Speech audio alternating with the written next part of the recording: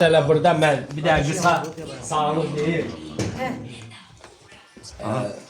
Hatırla bir yaxın gəldi. Gəl bura piyada gəl. Piyada. Öz ayağından. Əziz dostlar, Anar müəllimin atasının evinə gəlmişik. Извини, Joker starşı. Parу slov скажу.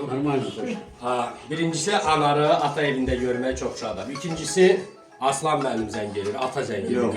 O da Aslan. Qaroçi, təsəvvür eləmək ki, Anar Füzulidən Bakıya qonaq gəlib və bezib tez qayıtmaq istəyir ora. Mümkün olmazdı da 5 il bundan qabaq.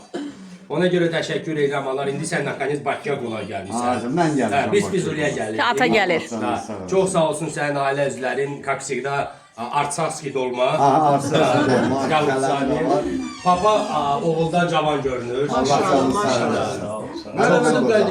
Və Anar Füzulinin simvoludur. Biz düşünürdük ki, aeroportdur simbol, yeni tikilən binalar yox. Anar oranın simboludur və bu bir simbol kimi indi ayaq üstədir. Bu da bir vergidir ki, bəli. Allah canını Sən dayanırsan. Ömür boyu bax belə möhkəm ol. Sağ olun.